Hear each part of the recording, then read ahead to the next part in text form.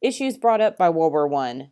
One of the two big issues that are connected that we go back to after World War I was the idea of being neutral and isolated. So, this is, we don't want to be in any alliances. This goes back to George Washington's farewell address. We don't be in any alliances. We don't want to pick a side. We want to stay out of things because it cost us 113,000 lives and $33 billion, and we didn't want to go through that again. Thinking of the scope of neutrality and isolationism, that leads to the opinions of why Wilson's 14 points and the Treaty of Versailles were actually rejected. Wilson's 14 points were to try to give us some safeguards and to help out after the war.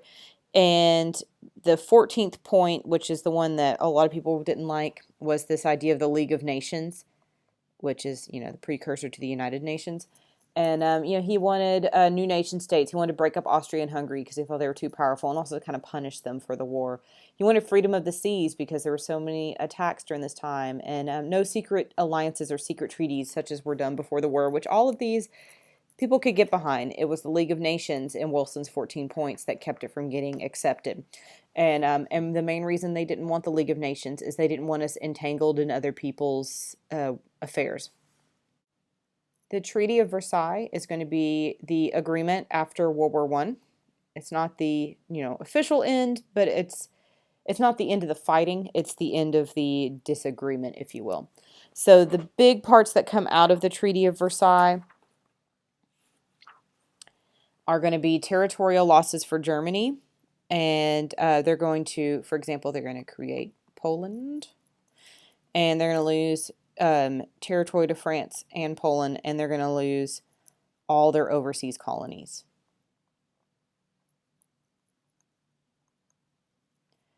Another part is the Austro-Hungarian Empire is going to be divided up into new states, and Turkey's going to lose its territories in the Middle East. Other parts, this is the part that's controversial, and a lot of people feel like this is the part that led to World War II, and that's the idea of punishing Germany. So they lost their navy. Their army was reduced. They also had to accept blame for the war. They had to say, we are the reason for this whole mess. And then the most important one that really was controversial is they had to pay money, reparations, to help recover after the war. They had to pay for the damage to the Allies. This is going to be a huge issue later on. The last part is the League of Nations. And this is going to be a national organization where countries pledge to defend each other against aggressors, which is again a great idea. But you also had some major powers such as Russia and the United States that would not join. Here is a quote from Senator Henry Cabot Lodge in his opinion of the League of Nations, and it kind of tells why we don't want to be involved. The United States is the world's best hope, but if you tie her to the interest and quarrels of other nations, if you entangle her in the troubles of Europe, you will destroy her power for good and endanger her very existence. So again, he doesn't want us tied in the interest of other nations, and he doesn't want us tangled with the troubles of Europe. Because if he does, they'll destroy our power because we're going to be too busy helping fight other people's wars. And so this is one of the main reasons why we decide to stay isolationist and not get involved in the League of Nations after World War I. So let's look at some of the constitutional issues during the war. One of the big questions with this one is, what is the balance between civil liberties and our First Amendment rights and national security? So one of the laws passed during this time is going to be the Espionage Act, which is going to say it's illegal to criticize the war. So you can't go around telling people that you don't like World War I and criticizing the war effort. And this is going to be challenged with the Supreme Court case, Shank versus the U.S., and Shank was a socialist. He felt that the draft and drafting men was not fair, and he was distributing flyers and literature trying to tell men to resist the draft. And so he claimed that it was his freedom of speech to go against the war, and the Supreme Court said that there are limits to free speech when you provide a clear and present danger to the country.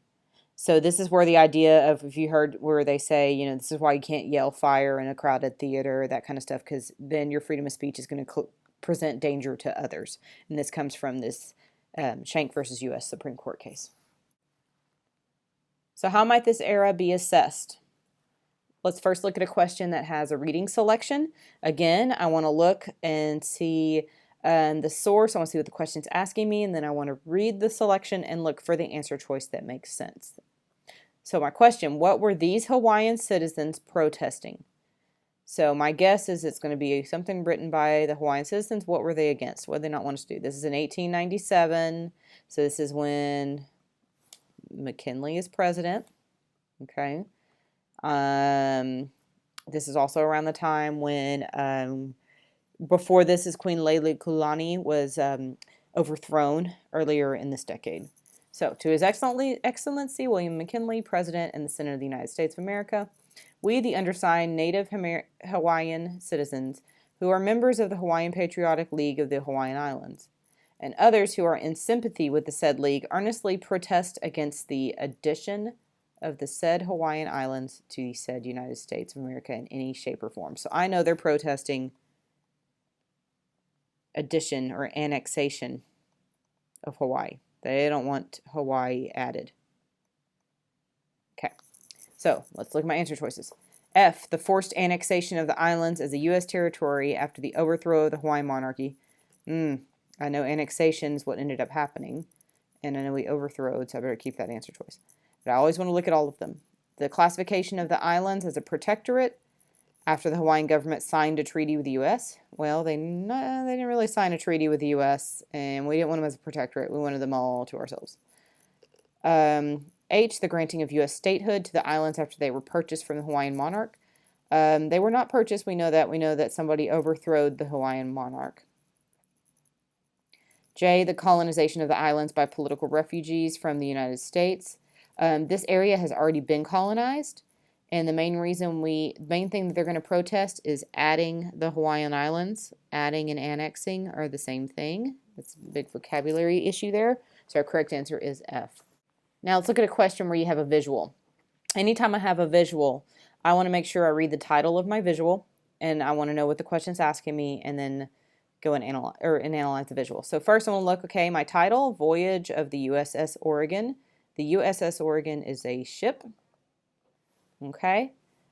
And our question is, which outcome was an important effect of the 1898 event illustrated in the map? So what happened as a result of the voyage of the USS Oregon? Well, I've got to always read the words that are in it. So here it says, it departed San Francisco and California in March 1898, and it shows a line, which is their travel path. And it shows that they arrived in Florida in May of 1898. So it took about 2 months, because it gives me the time, to go from San Francisco all the way to Florida, around South America. Okay, so this also should look like a familiar map. Okay, wouldn't it be just easier if we could just kind of, sneak across there and go up into Florida?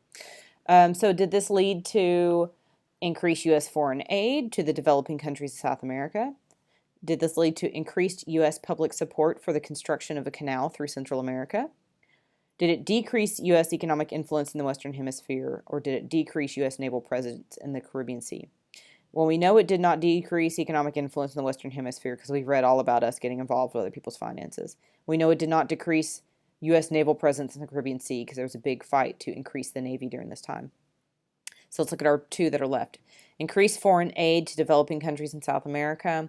Well, even if we gave foreign aid, would the voyage of the USS Oregon lead us to that conclusion? Maybe, maybe not. Or would the voyage of the USS Oregon increase support for construction of a canal, such as the Panama Canal, through Central America? And that's that little spot right there. Now, seeing a shorter path for the USS Oregon would lead us to B.